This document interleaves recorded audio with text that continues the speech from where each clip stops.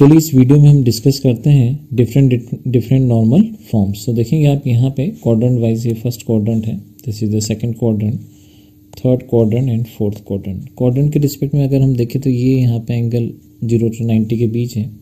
ये एंगल देखेंगे between 0 to 180।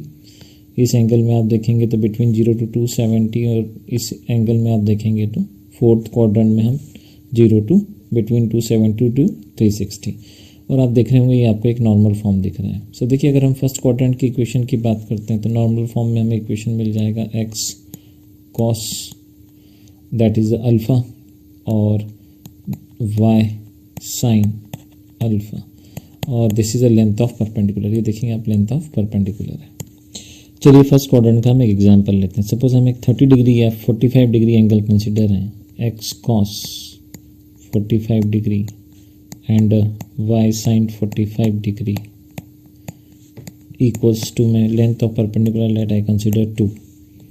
सो हमें यहाँ से मिलेगा x divided by 1/√2 plus y divided by 1/√2 and equals to 2। तो फाइनल इक्वेशन देखिए हमें यहाँ से मिल जाएगा x प्लस y एंड 2√2। तो फर्स्ट क्वाड्रेंट में सबसे इम्पोर्टेंट होता है हमें x और y दोनों के साइन जो होता है पॉजिटिव फॉर्म में मिलता है। तो देखिए फर्स्ट क्वाड्रेंट का एग्जांपल था।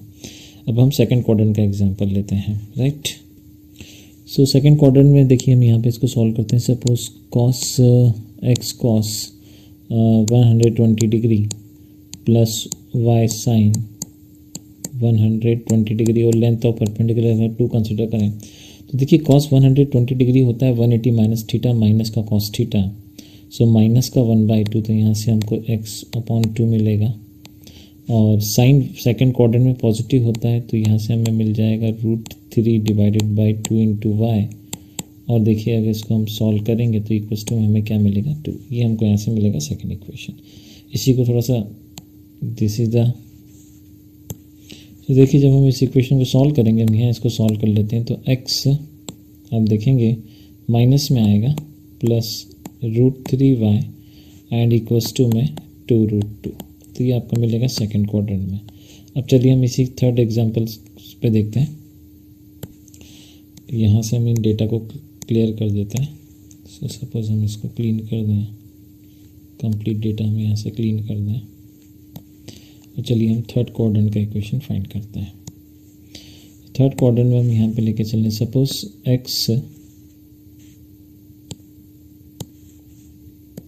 x cos, और सपोज हमने एंगल ले लिया 225 डिग्री, हम एंगल कुछ भी ले सकते हैं, एंड y sin 225 डिग्री और लेंथ ऑफ परपेंडिकुलर चलिए 2 ही कंसीडर करते हैं।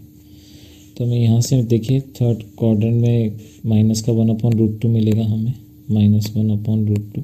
आप डिग्री कुछ भी ले सकते हैं, y 1/√2 एंड इक्वल्स टू में 2। तो जब इंटायर एक्सप्रेशन सॉल्व करेंगे -x minus y equals to 2 times of √2। तो देखेंगे थर्ड क्वाड्रेंट का हमें इक्वेशन मिल जाएगा। सिमिलरली हम फोर्थ क्वाड्रेंट का अगर इक्वेशन मेंशन करें यहाँ पे, और देखिए x cos रेंडमली एक एंगल कंसिडर कर लेते हैं 315 डिग्री, आप कुछ भी एंगल कंसिडर कर सकते हैं, y sin 315 डिग्री और इक्वल से देखिए फोर्थ क्वाड्रेंट में cos पॉजिटिव होगा और साइन नेगेटिव होगा। तो देखते हैं हमें इसका इक्वेशन क्या मिलता है। इस इंटायर एक्सप्रेशन को हम रब कर देते हैं यहाँ से।